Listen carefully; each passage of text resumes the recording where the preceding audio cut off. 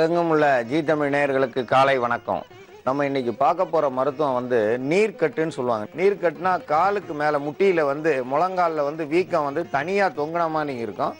அதுல தண்ணி அதிகமா இருக்கும். தண்ணினா உடல்ல உள்ள நீர் போய் அங்க சுரந்து இருக்கும். அவங்களுடைய முழு வெயிட்டும் அவங்களுடைய எடையை தாங்காம அங்க போய் ரத்தம் சுரந்து ரத்தத்துக்கு பதில் அங்க நீர் தேங்கி இருக்கும். அந்த நீர் தேங்கி இருக்கிறதால அவங்களுக்கு எந்த நேரமும் முட்டியில வீக்கம் இருக்கும். அந்த வீக்கம் இருந்தாலே அவங்க நடக்கும் பொழுது கால் வலி இருக்கும். அந்த வலியை தாங்காம அவங்க காலை சாட்சி சாட்சி நடப்பாங்க. அந்த காலை சாட்சி வச்சதால கால் வளைவாயிடும். அந்த கால் வளைவுகளை நிமுக்கவே முடியாது. நாள்பட ரெண்டு காலம் இப்படி வளைஞ்சு இருக்கும்.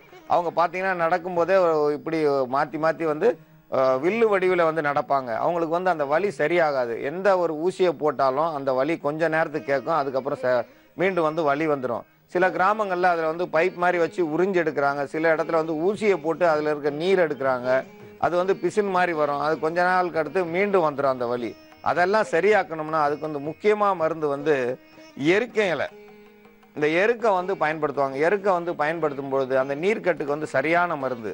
நீர்க்கட்டு 40 வயசுக்கு மேலே தான் வரும். 40 வயசுக்கு மேலே வர்றதால அவங்க அதிகமாக வேலை செஞ்சுருப்பாங்க. அதிகமாக படிகள் ஏறி இருப்பாங்க. மலையில் ஏறினவங்க இவங்களுக்கு தான் அதிகமாக வரும். இப்போ நடக்கிறவங்களுக்கு அதிகமாக, நடக்காதவங்களுக்கும் வருது. இப்போ பெண்களுக்கு வருதுன்னா அவங்களுடைய உடல் எடை அதிகமாகிடுது. உடல் எடை அதிகமாக இருக்கிறதால அந்த நீர்க்கட்டு அவங்களுக்கு முட்டி வீக்கமாக இருக்கு. முட்டியினுடைய பாகம் பார்த்தீங்கன்னா அதிக அளவு வீக்கம் இருக்கும். அந்த அதிக அளவு வீக்கம் இருக்கிறதால அவங்க நடக்க முடியாத சூழ்நிலை இருக்கும். நேரடியாக எடுத்து இந்த எரிக்கலை எடுத்து அதில் வச்சு கல் சுடுகல்ல அடுப்புக்குள்ளே போட்ட கல் எடுத்து அது மேலே இந்த இலையை வச்சு இந்த இலையை எடுத்து அந்த வலி இருக்கிற இடத்துல ஒத்தனம் கொடுப்பாங்க. அப்படி கொடுக்கும்போது அதிக சூடு இருந்துச்சுன்னா அந்த இடத்துல புண்ணாயிடும். இந்த எருக்கம்பால் பட்டணம் கண்டிப்பாக புண்ணாக்கிறோம். அதனால நேரடியாக வைக்க தெரியாதவங்க வச்சாங்கன்னா அது புண்ணாயிடும். அந்த புண்ணாகாமல் இருக்கணும்னா அதை மருந்தா மாற்றணும். எரிக்கம்பால் பட்ட இடம் புண்ணாயிடும். புண்ணு பொத்து போயிடுச்சுன்னா முட்டியில் புண்ணாகி ரத்தம் வர்றதுக்கு பதிலாக அங்கே புண்ணு சீக்கிரம் ஆறாத புண்ணா மாறிடும். சொல்லுவாங்க குத்துக்காயத்துக்கு கோர்வை காயம் வந்துருச்சுன்னுவாங்க. அந்த நிலைக்கு வரக்கூடாது. மருத்துவம் செய்யும் பொழுது தவறு செய்யாமல் செய்யணும்னா எந்த ஒரு மருத்துவமும் சரியாக போகும். அதனால் இதை நேரடியாக போட வேண்டாம். நேரடியாக எருக்கலம்பால் எடுத்து அது மேலே அடிக்காதீங்க. அந்த நீர்க்கட்டுக்கு சிலர் எருக்கலம்பால் அது மேலே அடிச்சு விடுவாங்க. அந்த மாதிரி அடிக்கக்கூடாது. எருக்கை இலையை தனியாக எடுத்து இதை பயன்படுத்தணும். எருக்கை நிறைய பயன்படுத்தியிருக்கோம். ஏற்கனவே எருக்கம் பூவை பயன்படுத்தி குரல் வந்திருக்கு. ஒரு அம்மாவுக்கு குரலே வந்துருச்சு. குரலே இல்லை வரலை அப்படின்னவங்களுக்கு குரல் வந்திருக்கு. எருக்கம்பூவை சாப்பிட்டு சிறுநீரக கல் வெளியே இருக்கு. ஆனால் இப்போ எருக்கம் இலையை பயன்படுத்துகிறோம். எருக்கம் இலையை பயன்படுத்தி கால் உள்ள வீக்கம் அதை சொல்லுவோம் நீர்க்கட்டுன்னு சொல்லுவோம். நீர்க்கட்டுன்னு அந்த நீர்க்கட்டை வெளியேற்றுறதுக்கான மருந்து. அதில் முக்கியமாக கிராம்பு எடுக்கிறோம். கிராம்பை பயன்படுத்தும் போது இதனுடைய வாசம் எங்கே இருக்குதோ அந்த இடத்துல இருக்க வலி எடுக்கக்கூடியது. வயிற்று வலியாக இருந்தாலும் சரி, தலைவலியாக இருந்தாலும் சரி, வேற எந்த வலியாக இருந்தாலும் இந்த கிராம்பை அந்த இடத்துல அரைச்சி போட்டோம்னா அந்த வலியை எடுக்கக்கூடியது. கிராம்பினுடைய மனம் அதுக்குள்ளே இறங்கும்போது, தோலுக்குள்ளே இறங்கும்போது அதில் உள்ள நீர் சத்துக்களை வெளியேற்றி அது அங்கே சூடை உண்டு பண்ணும். சூடை உண்டு பண்ணும்போது அந்த வலி குறைய ஆரம்பிச்சிடும். அதனால தான் கிராம்பை பயன்படுத்துகிறாங்க. தலைவலியில் பார்த்தீங்கன்னா தைலத்தில் பார்த்தீங்கன்னா நிறைய தைலத்தில் கிராம்பை பயன்படுத்துவாங்க. பல்வலிக்கும் கிராம்பை பயன்படுத்துவாங்க. அது மட்டும் இல்லை, வயிறு வலிக்கு கிராம்பை பயன்படுத்தலாம். மாதவிடாய் வயிற்று வலிக்கும் கிராம்பை பயன்படுத்தலாம். எல்லா வலிக்கும் கிராம்பு முக்கியமான மருந்து. அதோட சித்தரத்தைன்னு சொல்லுவோம். இந்த சித்தரத்தை அரத்தைன்னு சொல்கிறோம். இந்த அரத்தை எந்த இடத்துல நம்ம தேய்க்கிறோமோ அந்த இடத்துல இருக்க வலியை அறுத்து எடுக்கிறதால தான் இதுக்கு பேர் அரத்தை. இது சின்னதாக இருக்கிறதால அரத்தைன்னு சொல்லுவாங்க. சித்தரத்தையை நம்ம இருமலுக்கு பயன்படுத்துகிறோம். இருமலுக்கு மட்டுமல்ல, உள் உறுப்புகள் சரியாக்கும். உள் உறுப்புகள் மட்டுமல்ல, வலி எங்கே இருக்கோ அந்த வலி நிவாரணியாக சித்தரத்தை நம்ம பயன்படுத்தலாம். சித்தரத்தையை அரைச்சி போட்டோம்னா வலி இருக்கிற இடம் சீக்கிரம் குணமாகக்கூடியது. இந்த சித்தரத்தையை பயன்படுத்தும் பொழுது வலியை காணாமல் போகும். இந்த முட்டி மேலே இந்த சித்தரத்தையும் நம்ம போடலாம். நேரடியாக போடும் பொழுது கொஞ்சம் மாற்றம் ஏற்படும். அதனால் கூட்டு மருந்தாக நம்ம தயாரிக்கிறோம். நல்லெண்ணெயை பயன்படுத்துகிறோம். எள்ளிலிருந்து எடுக்கப்பட்ட எண்ணெய் தான் நல்லெண்ணெய். எள்ளு எண்ணெய்ன்னு சொல்லாமல் நல்லதை செய்கிறதால நல்லெண்ணெய்ன்னு சொல்கிறோம். இந்த நல்லெண்ணெயை நம்ம உடம்புல தேய்ச்சோம்னா தோல் துவாரங்கள் திறந்திருக்கும். தோல் துவாரம் திறந்திருக்கும் போது இந்த மூலிகைகள்லாம் இந்த எண்ணெயில் சேரும்பொழுது அந்த தோல் துவாரத்துக்குள்ளே உள்ளே போய் நீர்க்கட்டுக்கு எவ்வளோ வலி உண்டாகுதோ அந்த வலியை சரி செய்யறதுக்கு இந்த நல்லெண்ணெயை பயன்படுத்துகிறோம். இது புங்க எண்ணெய். புங்க எண்ணெயை ஏன் பயன்படுத்துகிறாங்கன்னா, புண்கள் எங்கே இருக்கோ அந்த இடத்துல இதை போட்டோம்னா புண்ணெல்லாம் சரியாகக்கூடியது. வலி நிவாரணி. தோல் நோய்களை சரி பண்ணும். தோல்ல எந்த பாகத்துல எந்த ஒரு நோய் இருந்தாலும் இதை சரி பண்ணக்கூடியது புங்கங்காயை பயன்படுத்தி புங்கங்காய்க்குள்ள இருந்து விதை இருக்கும், அந்த விதையிலிருந்து எடுக்கப்படுற எண்ணெய் தான் புங்க எண்ணெய். இந்த புங்க எண்ணெயை பயன்படுத்துறோம். இந்த புங்க எண்ணெயை பயன்படுத்தும் போது தோலுக்குள்ள செல்லக்கூடியது. இது வந்து தேங்காய் எண்ணெயை ஏன் பயன்படுத்தக்கூடாதுன்னா, தோல் துவாரங்களை அடைச்சிரும் தேங்காய் எண்ணெய். ஆனா நமக்கு வந்து தோலுக்குள்ள போகணும், உள்ள இருக்கிற நீரை வெளியெடுக்கணும். அதனால தோலுக்குள்ள செல்ற எண்ணெயை மட்டும்தான் பயன்படுத்தணும். இது வந்து புங்க எண்ணெய். இந்த புங்க எண்ணெயை பயன்படுத்தும் போது இதுவும் தோலுக்குள்ள போய் முட்டிக்குள்ள இருக்கிற அந்த நீரை வந்து வெளியெடுக்கணும். அந்த நீரை வெளியெடுக்கிறதுக்கு புங்க எண்ணெயை பயன்படுத்துறோம். இது வேப்பெண்ணெய். இது வேப்பெண்ணெயை ஏன் பயன்படுத்துறோம்னா, வலி நிவாரணி. இது வந்து சூடை உண்டு பண்ணக்கூடியது. வேப்பெண்ணெயை நம்ம உடம்புல தேய்ச்சோம்னா உடல் வந்து சூடாகும். சூடாகும் போது வலி குறைய ஆரம்பிச்சிடும். எந்த ஒரு இடத்துலையும் சூடு அதிகமாக இருக்கோ அந்த இடத்துல இருக்க வலி தன்னால குறைய ஆரம்பிச்சிடும். அதனால வேப்ப முத்திலிருந்து எடுக்கிறது. வேப்ப முத்துன்னு சொன்னோம்னா வேப்பங்காயில இருக்கிற விதையிலிருந்து எடுக்கிறதால தான் வேப்ப முத்துன்றோம். அந்த முத்து என்னன்னு சொல்லுவோம். அந்த வேப்ப முத்திலிருந்து எடுக்கப்படுற இந்த வேப்பெண்ணெயை நம்ம பயன்படுத்துறோம். இது வந்து இன்னைக்கு வந்து நம்ம மக்கள் நேரடியாக எடுக்கும்போது இந்த வேப்பெண்ணெயுடைய முழு பலனும் நமக்கு கிடைக்குது. இப்போ பார்த்தீங்கன்னா இதனுள்ள உள் சத்துக்கள் எல்லாம் வெளிநாட்டுக்கு வாங்கிட்டு போயிடுறாங்க. கண்டிப்பாக அங்கங்கே வேப்ப மரம் வளர்க்குறது எல்லாத்துலேயும் இருக்கிறத நம்ம தான் இதை வந்து சேகரிச்சுக்கிறணும். நம்மளே அரைச்சி எடுத்து வேப்ப முட்டையும் பயன்படுத்தலாம், எண்ணெயும் பயன்படுத்தலாம். இது நேரடியாக பயன்படுத்தும் போது 48 வகையான நோய்களை சரி பண்ணும் இந்த வேப்பெண்ணெய் மட்டுமே. வேப்பெண்ணெயை நம்ம முத்தை நம்மளே எடுத்து தயாரிச்சோம்னா இன்னும் அற்புதமாக வேலை செய்யும். எண்ணெய்க்கு பதில் முத்து எடுக்கலாம், ஆனால் இன்னைக்கு நம்ம எண்ணெயை வச்சு பயன்படுத்துகிறோம். இது எல்லாம் கலந்த கூட்டு கலவையை சேர்ந்து நீர்க்கட்டுக்கு வந்து நம்ம மருந்தா தயாரிக்கிறோம். கூட்டு கலவையை நம்ம நீர்க்கட்டுக்கு தயாரிக்கும் போது முட்டி வலியானது, முட்டியில் உள்ள வீக்கம் பார்த்தீங்கன்னா முட்டி இப்படி இருக்கும், இந்த 2 பக்கமும் வீங்கி தனியாக தொங்கும். 50 கிலோவுக்கு மேலே போயிட்டாங்க, 80 கிலோவுக்கு ஆயிடுச்சுன்னா தனியாக வந்து 2 பக்கமும் இவ்வளோ பெருசு, ஒரு 150 கிராம் சதை வந்து அதிகமாக தனியாக தொங்கும். அவங்க நடக்கும்போது நடக்க முடியாது. அது வந்து முட்டி வலி இருக்கும். மடக்கி உட்கார முடியாது. அவங்கெல்லாம் தரையில் உட்காரவே முடியாது. அவங்க வந்து நாற்காலியில் தான் உட்காரணும். கீழே வந்து உட்காந்து சாப்பிடவே முடியாது. அவங்க வந்து கீழே உட்காரணும்னா அவங்களுக்கு தான் தெரியும், கண்ணு கட்டிடும், கண் பார்வை வந்து குறைய ஆரம்பிச்சிடும். கீழே கால் மடங்குனா கண் பார்வை குறைஞ்சிரும். அப்போ வந்து கீழே உட்காரவே மாட்டாங்க. மேலே நின்றுக்கிட்டே இருப்பாங்க. நாற்காலியில் தான் உட்கார முடியும். எந்த ஒரு வேலையும் நின்றுக்கிட்டு தான் செய்வாங்க. அவங்களுக்காக வேண்டி தான் இன்னைக்கு அடுப்புகளே வச்சுருக்காங்க. அவங்க தான் நின்றுக்கிட்டே வேலை செய்கிறாங்க அடுப்புகள். அந்த நாளில் இருக்கிறவங்க கீழே உட்காந்து சமைச்சாங்க. அவங்களுக்கு எந்த ஒரு முட்டிலையும் வலி இல்லை. அந்த நரம்புகள் எல்லாம் நல்லா இருந்துச்சு. இன்னைக்கு நின்று அவங்களுக்கு வந்து நரம்பு புடைச்சி வெரிகோஸ்ன்ற நோயும் வந்துடுது, இந்த நீர்க்கட்டும் வந்துடுது. இது 2 சேர்ந்து வந்துச்சுன்னா அவங்களுக்கு உயிர் போகிற லெவலில் வலி இருக்கும். அவங்க முகத்தை பார்த்தா தெரிஞ்சுக்கலாம், நல்லா குண்டாக இருப்பாங்க. ஆனால் வந்து முகம் லேசாக வாட்டமாக இருக்கும். வாட்டம்னா அங்கே முட்டியில் வலி. நடக்கும்போது பார்த்தீங்கன்னா அம்மா அப்பான்ட்டுக்கிட்டு தான் நடக்கணும். ஏன்னா நடக்க முடியாது. ஒரு எட்டு எடுத்து வைக்கும்போது அது அதிரும் போது அந்த சதைகள் ஆடும்போது உள்ளே இருக்கிற நீர் வந்து ஊசி போட்டா மாதிரி போட்டுக்கிட்டே இருக்கும், குத்தும். அந்த குத்தலை வந்து எப்படியாவது சரி செய்யணுமேன்னு போய் அவங்க வந்து அதில் சூடு போடுறாங்க. சூடெல்லாம் போடக்கூடாது. சிலர் வந்து நல்லா கம்பியை காய வச்சு லேசாக சூடு போடுறாங்க. சிலர் வைத்தியர் வந்து சூடு போடுற வைத்தியர்லாம் இருக்காங்க. அதெல்லாம் சூடுலாம் போடக்கூடாது. சூடு போட்டால் அந்த இடம் புண்ணாயிடும். உள்ளே இருக்கிற நீர் வரணுன்றதுக்காண்டி சூடு போடுறாங்க. சூடு போடாமல் சரி செய்யக்கூடியது. இதை காய்ச்சி எடுத்து நீர்க்கட்டுக்கான மருந்தை நம்ம தயாரிக்கணும். இந்த நீர்க்கட்டுக்கான மருந்தை இப்போ நம்ம தயாரிக்க போகிறோம். இந்த நீர்க்கட்டுக்கான மருந்தை நம்ம இப்போ தயாரிக்க போகிறோம். நீர்க்கட்டுக்கு நல்லெண்ணெயை பயன்படுத்துகிறோம். நல்லெண்ணெயை வந்து தேவைக்கேற்ப எடுக்கலாம். ஆனால் வந்து 50 கிராம் 50 மில்லி அளவு எடுத்தால் போதும். நல்லெண்ணெய், புங்கெண்ணெய், வேப்பெண்ணெய் இது 3ம் சம அளவு எடுத்துக்கிறணும். சம அளவு எடுத்தால் தான் வந்து அது சரியாக வேலை செய்யும். அதில் வந்து ஏற்ற வித்தியாசம் இருக்கக்கூடாது. சிலர் வந்து அதை கொஞ்சம் கூட்டிக்கிடுவாங்க, குறைச்சிக்கிடுவாங்க. அந்த கூட்டல் குறைச்சல்லாம் இருக்கக்கூடாது. சம அளவு இருந்தால் கண்டிப்பாக வந்து வலியை சரி செய்யக்கூடியது. நீர்க்கட்டில் அவதிப்படுறவங்க நிறைய பேர் இருக்காங்க. நீர்க்கட்டு வந்தது எதுக்குன்னு கேட்டால் நிறைய பேருக்கு தெரியாது. அதுக்கு பேரே வந்து விக்ரமாதித்தன் கட்டுன்னு சொல்லுவாங்க. விக்ரமாதித்தன் என்ன கட்டுன்னா, விக்ரமாதித்தன் வந்து அவங்க ரொம்ப கஷ்டப்பட்டு வந்து சனி பகவான் பிடிச்சதால அடுத்தவங்ககிட்ட வேலை செய்யும் பொழுது அவன் வந்து ஒரு ராணியை வந்து கூட்டு வந்து அவங்க வீட்டில் வச்சுட்டு ஒரு ராஜா கிட்ட வேலைக்கு போகிறான். வேலைக்கு போகும்போது அங்கே இருக்கிற ஒருத்தன் வந்து இவரை பார்க்க வர்றான். விக்ரமாதித்தனை பார்க்கும்போது வீட்டில் இருக்கிற ராணியை பார்த்ததும் அவங்க ராஜா கிட்ட போய் சொல்கிறான், அந்த வேலைக்காரன் வந்து விக்ரமாதித்தங்க வேலைக்காரனாக இருக்கிறதால அவனுடைய மனைவி வந்து ரொம்ப அழகா இருக்காங்க, வாழ்ந்தா அவங்களோட தான் வாழணும்னு சொல்லி ராஜா கிட்ட சொல்றான்.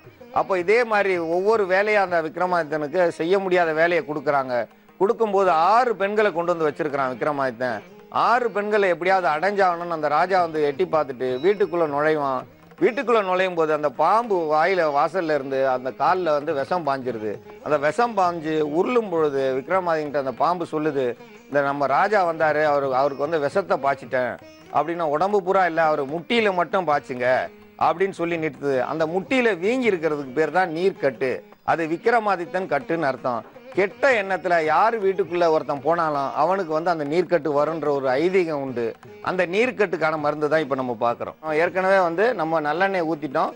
அடுத்து வேப்பெண்ணையும் புங்கெண்ணையும் வந்து அதே 50 மில்லி அளவுக்கு ஊற்றணும். எல்லாத்தையும் ஒன்றா காய்ச்சும் பொழுது அதில் வந்து எருக்க இலையை வந்து அடி இலையை சேர்க்கணும், மேல் இலையை சேர்க்கக்கூடாது. கீழே மேலே இலையெல்லாம் சேர்க்கக்கூடாது. அதிக அளவு பால் இருக்கும். இந்த பால் சத்து அதிகம் இருந்துச்சுன்னா இது வந்து சீக்கிரம் புண்ணாக்கக்கூடியது. பால் குறைவாக உள்ள இடம் கீழே, இந்த கீழே உள்ள இலையை எடுக்கணும். இதில் வந்து கீழே உள்ள இலையை எடுத்தோம்னா அதிக அளவு வந்து நமக்கு காலை புண்ணாக்காது. அதனால கீழே உள்ள இலையை மட்டும் பறிக்கணும். அதில் வந்து பாலே வந்து குறைவாக வர ஆரம்பிக்கிறது. இந்த பால் குறைவாக வர்றதை பார்த்ததால இந்த பால் குறைவாக இருக்கும்போது இந்த இலையிலையும் பால் குறைவாக இருக்கும். அப்போ வந்து நம்ம காலை புண்ணாக்காது. அந்த முட்டியில் வந்து லேசாக இதமாக இருக்கும். அந்த இடத்தினுடைய சதைகள் லேசாக இப்படி மென்மையாக இருக்கும். மென்மையாக இருக்கிற இடத்துல இந்த பால் பட்டால் அந்த இடம் புண்ணு வந்துடும். புண்ணு வந்துச்சுன்னா ரொம்ப அவதி. அப்புறம் காலை மடக்கவே முடியாது. இந்த எண்ணெயில் வந்து இதை வந்து 4-5 பிச்சு போடணும். பிச்சு போட்டாலே போதும்.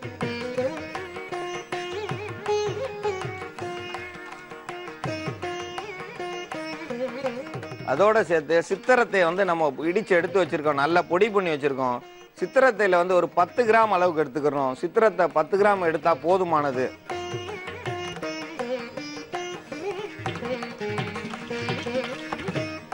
கிராம்பை வந்து நல்லா பொடி செஞ்சு வச்சிருக்கோம். இதுலயும் ஒரு 10 கிராம் எடுத்துக்கிறோம்.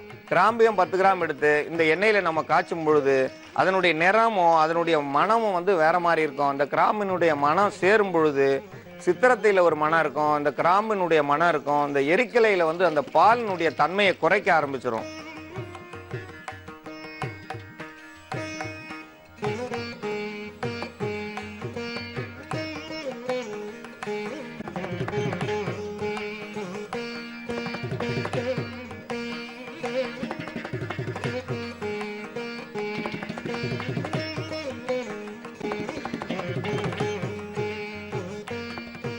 இந்த நீர்க்கட்டுக்கான எண்ணெயை இப்போ காய்ச்சி எடுத்தாச்சு.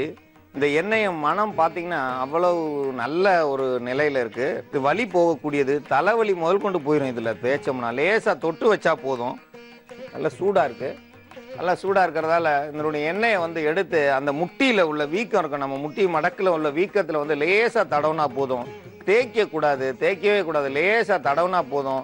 இது இரவு நேரத்தில் போடலாம், இல்லைன்னா பகலில் வந்து போட்டுட்டு பேசாமல் உட்காந்துருக்கணும், நடக்கக்கூடாது. ஏன்னா அந்த நீர்க்கட்டு உள்ள வலியை வந்து எடுக்கணும்னா அந்த சதைக்குள்ளே இறங்கணும். இந்த எண்ணெய் சதைக்குள்ளே இறங்குச்சுன்னா அந்த வலி குறைய ஆரம்பிச்சிடும். இது சிறுக சிறுக தான் நல்லாகும். இது வந்து ஒரு சில பேர் கேட்பாங்க, ஒரு வாரத்தில் நல்லாகணுமே, அந்த ஊசி போட்டால் ஒரு நாளில் எடுத்துறாங்க. அப்படிலாம் சரியாகாது.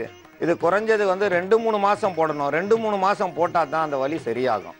ஒரே மாசத்துல சரியாகணும், எனக்கு ஒரு நாள்ல சரியாகணும், அதுக்கெல்லாம் வந்து வெறும் வெங்காயத்தை ராத்திரில கட்டி காலையில கழட்டி போட்டோம்னா வலி உடனே விட்டுரும். ஆனா மறுநாள் காலையில அதை விட அதிகமா இருக்கும் வலி. அது வந்து ஒரு நிவாரணம் கிடையாது. சிறுக சிறுக அந்த வலியை வெளியேற்றணும். அந்த காலினுடைய வீக்கமும் குறைய வச்சிரும். இந்த எரிக்கலை வந்து நம்ம சேர்த்ததால புண்ணு ஆகாது. புண்ணு ஆகாம இருக்கிறதால தான் நம்ம அரை வேக்காட்டில் எடுத்திருக்கோம். அது முழுமையா வேக வேண்டிய அவசியம் இல்லை. அதனுடைய பாலினுடைய தன்மை மட்டும் இறங்கினா போதும். இந்த சித்திரத்தினுடைய காரத்தன்மையும் கிராம்பினுடைய காரத்தன்மையும் நம்ம சேர்த்திருக்கிற 3 எண்ணெய், நல்லெண்ணெய், புங்கெண்ணெய், வேப்பெண்ணெய், இது 3 எண்ணெயை சேர்ந்து நல்லா வந்து ஒரு மனத்தோடைய அந்த வேப்ப எண்ணெயினுடைய மனம் பார்த்தீங்கன்னா ஒரு காரத்தன்மையோடு இருக்கும். ஏன்னா அது தேய்க்க தேய்க்க சூட கலப்போம். இப்போ ஒரு இடத்துல நம்ம தொட்டு வச்சோம்னா தோல் துவாரங்களை திறக்கக்கூடியது 3 எண்ணெயும். அந்த 3 எண்ணெயிலையும் இது சேர்ந்துருக்கிறதால அந்த சதைக்குள்ள உள்ள போய் நீர்க்கட்டுக்கான வலியை வெளியேற்றும். உள்ள வந்து நீர் வந்து பார்த்தீங்கன்னா முத்து முத்தா வேர்த்திருக்கும்.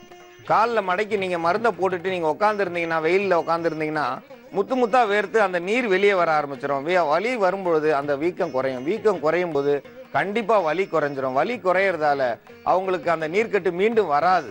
மீண்டும் வராமல் இருக்கணுமா, நல்ல உணவு எடுத்துக்கணும், நல்ல வந்து இயற்கை உணவு சாப்பிடணும். நல்ல ஆட்டுப்பால் சாப்பிட்டாங்கன்னா முட்டி வலியே இருக்காது. ஆட்டுப்பால் சாப்பிட்டவங்களுக்கு அதிக தூரம் நடக்கிற தன்மை இருக்கும். 50 கிலோமீட்டர் வரைக்கும் நடந்தாலும் கால் வலிக்காது. தேய்க்கும் போதெல்லாம் லேசாக சூடு பண்ணிக்கணும். லேசாக சூடு பண்ணி அதை வந்து மேலே தேய்ச்சோம்னா ரொம்ப அற்புதமாக வேலை செய்யும்.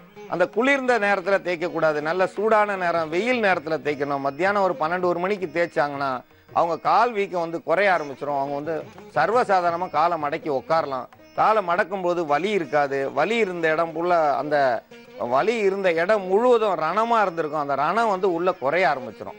இந்த நீர்க்கட்டுன்னு கேட்டவங்களுக்கு அவங்களுக்கு நல்லா இருக்காங்களா, அவங்களுக்கு ஒன்றுமே இல்லையானோ இல்லைன்னு பார்த்தீங்கன்னா அவங்க நடக்கும் பொழுதோ இன்னைக்கு உள்ள பேருந்துல அவங்க படி ஏறவே முடியாது. ஏறினாங்கன்னா அப்படியே சாஞ்சிருவாங்க, ஒரு பக்கம் சாஞ்சு காலை வளைச்சு தான் ஏறுவாங்க.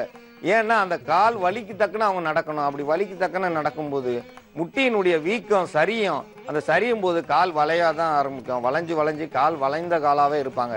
வளைஞ்ச காலை நம்ம நிமிக்க முடியாது. அந்த வீக்கத்தை குறைக்கலாம். வீக்கம் குறையும் பொழுது அந்த முட்டியை மடக்கி நிமிர்றதுக்கு கொஞ்சம் நல்லா சுலபமா இருக்கும். அந்த நறுன்னு ஒரு சவுண்டு கேட்கும். அவங்களுக்கே பார்த்தீங்கன்னா அந்த நடக்கும்போது ஒரு சத்தம் கேட்கும், நொறுக்கு நொறுக்குன்னு இருக்கும். ஏன்னா அந்த சதைகளில் புடிப்பு இருக்கும். அந்த புடிப்புக்குள்ள நீர் இருக்கும். அந்த நீர் அந்த சத்தம் கேட்கும். அந்த சத்தமே எல்லாம் குறைய ஆரம்பிச்சிடும். சொடக்குன்னு சில பேருக்கு சத்தம் கேட்கும். அந்த சத்தமும் குறைய ஆரம்பிச்சிடும். வலி முதல்ல குறையும். வலி குறைஞ்சினாலே அவங்களுக்கு நிறைய நிம்மதி இருக்கும். அந்த நீர்க்கட்டு எப்படியாப்பட்ட விக்ரமாதித்தன் கட்டா இருந்தாலும் இது குறைக்கக்கூடியது. அந்த நீர்க்கட்டை சரி செய்யணும்னா இது ஒரு முக்கியமான மருந்து. இந்த நீர்க்கட்டு உள்ளவங்க அனைவருமே இந்த எண்ணெயை காய்ச்சி இந்த கால் வலியில தடவி நீர்க்கட்டு இல்லாம வாழ வேண்டும் என்று கேட்டுக்கொள்கிறேன். மஞ்சக்காமாலைக்கான மருத்துவத்தை நம்ம இப்ப பார்க்க போறோம். மஞ்சக்காமாலை கண் பார்வையை கெடுக்கக்கூடியது. கண் ரெண்டும் தெரியாம போயிடுவாங்க மஞ்சக்காமாலை வந்தவங்க. இந்த மஞ்சக்காமாலை வந்தவங்களுக்கு கண்ணு மீண்டும் வர வைக்கக்கூடியது. மஞ்சக்காமாலை கண் போச்சுன்னா இந்த நம்ம கீழாநெல்லியை பயன்படுத்துறோம். இந்த கீழாநெல்லியை நம்ம இப்ப அரைச்சி எடுத்திருக்கோம். இந்த அரைச்சி எடுத்ததை இந்த கீழாநெல்லி அரைச்சி எடுத்திருக்கிறது குறைந்தது ஒரு 5 கிராம் இருக்கும். அதோட சேர்ந்து ஒரு 10 மில்லி தண்ணி சேர்த்திருக்கோம். அரைச்சி எடுத்து இந்த தண்ணியோட சேர்த்து வச்சிருக்கோம். இந்த கீழாநெல்லியினுடைய அளவு அதிகமாக வேண்டாம், குறைவா இருந்தாலே போதும். கீழாநெல்லியை நிறைய சாப்பிட்டா நல்லாயிடும் நிறைய பேர் நினைக்கிறாங்க. அது கிடையாது. எல்லாமே அளவு முறை. ஒரு 5 கிராம் அளவுக்கு எடுத்துக்கிட்டா போதும். உள்ளுறுப்புகளை இதமாக்கக்கூடியது. உள்ளுறுப்புகள் கெட்டு போயிருந்தா அந்த கெட்டு போன உறுப்புகளை பாதுகாக்கக்கூடியது இந்த கீழாநெல்லி. சீரகம். இந்த சீரகம் உடலை பாதுகாக்கக்கூடியது, சீராக்கக்கூடியது, உடல்ல உள்ள உறுப்புகளை சரி செய்யக்கூடியது. இந்த சீரகத்தை தூள் செஞ்சு எடுத்திருக்கோம். அந்த சீரகத்திலையும் ஒரு 5 கிராம் அளவுக்கு இப்ப நம்ம எடுத்துக்கிறோம். இந்த சீரகம் அதே அளவுக்கு எடுத்திருக்கோம். இந்த சீரகத்தோட சேர்ந்து மிளகு சேர்க்கணும். மிளகு நம்ம ஒரு 10 மிளகு அளவுக்கு எடுத்துக்கிட்டா போதும். அதிக அளவு தேவையில்லை. மிளகு அதே அளவுக்கு 5 கிராம்லாம் நம்ம எடுக்கக்கூடாது.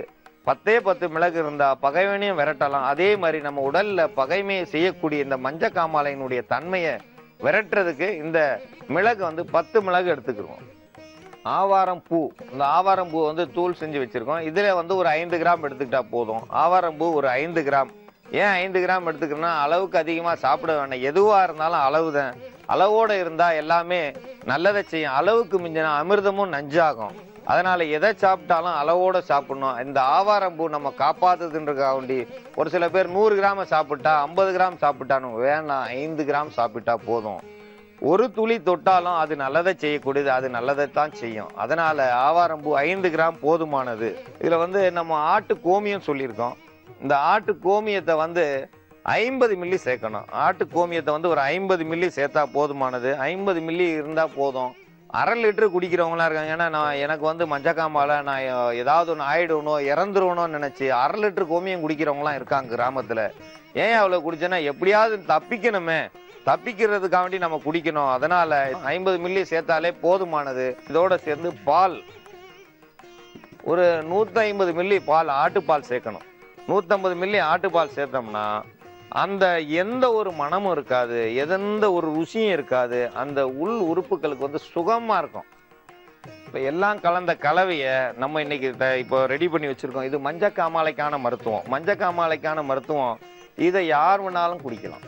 இதை கசக்கவும் செய்யாது, ருசிக்கவும் செய்யாது. நல்லா சுகமா இருக்கும். லேசா ஒரு காரத்தன்மை இருக்கும். ஏன்னா அந்த மிளகனுடைய காரம் இருக்கும். வேற எந்த ஒரு இதுவும் இருக்காது. இதை சாப்பிட்டோம்னா உள் உறுப்புகள் சுகமா இருக்கும். உள் உறுப்புகள் அதிக அளவுக்கு ஆட்டம் கொடுக்கக்கூடாது. இந்த மஞ்சக்காமாலை வந்தவங்க சீக்கிரம் செமிக்கக்கூடிய உணவு சாப்பிடணும், பால் சாப்பாடு சாப்பிடணும், சின்ன வெங்காயத்தை அதிகம் சாப்பிடணும், வேப்ப மரத்து நிழல்ல தான் அதிக நேரம் இருக்கணும். இப்படி இருந்தாங்கன்னா அவங்களுடைய காமாலையினுடைய தன்மை குறையும். அதை விட்டுட்டு நாங்க எப்படியா இருந்தாலும் பரவாயில்ல, நாங்க மீன், கறி மீன், முட்டையை சாப்பிடலாம். சில மருத்துவர் சொன்னாங்க அந்த வெள்ளைக்கருவு மட்டும் சாப்பிடலாம், முட்டையே சாப்பிடக்கூடாது. இதுல வெள்ளைக்கருவு எங்கிருந்து வந்துச்சு அதுதான் என்னன்னு தெரியல. ஏன்னா சில பேருக்கு சொல்றாங்க வெள்ளைக்கருவு மட்டும் சாப்பிடலாம், அது சைவம் அப்படின்றாங்க. அது எந்த வகையிலையும் சைவம் கிடையாது. அதனால முட்டையினுடைய வெள்ளைக்கருவு சாப்பிட்டா அதனுடைய கிருமிகள் சேர்ந்து மீண்டும் மஞ்சக்காமாலையை அதிகரிக்கும். மஞ்சக்காமாலை அதிகரிக்கும் போது ரத்தத்துல கலக்கும். ரத்தத்துல கலந்துச்சுன்னா கண்கள் வந்து அதிக அளவு ரத்தம் கலந்த மஞ்சள் நிறமா இருக்கும். அவங்களுடைய உயிருக்கு பெரிய ஒரு ஒரு கஷ்டத்தை கொடுக்கும். 7 மாசம் 8 மாசம் மறைமுகமாவே இருக்க ஆரம்பிச்சிடும்.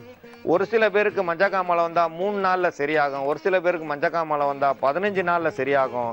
இவங்க இதை சாப்பிட்டு நீங்க கறி சாப்பிடலாம்னு சொல்லியிருப்பாங்க. அந்த மாதிரி சாப்பிட்டவங்களுக்கு குறைஞ்சது 10 வருஷம் கூட இருக்கும். ஆனா இருக்க இருக்க அவங்க மெலிஞ்சிட்டே போவாங்க. அவங்களால எந்த ஒரு வேலையும் செய்ய முடியாது. அவங்க மூளை செயல்பாடு குறைஞ்சிரும், கண் பார்வை குறைஞ்சிரும், சதைகள் வந்து அப்படியே கரைய ஆரம்பிச்சிடும். இந்த மசில்ஸ் வேஸ்ட்ன்னு சொல்லி அது ஒரு நோயின்னு சொல்றாங்க. அதோட சேர்ந்து இந்த மஞ்சக்காமாலையும் அந்த சதைகளை வந்து உரிக்க ஆரம்பிச்சிடும். சதை உருக்கி நோயா மாறிடும்.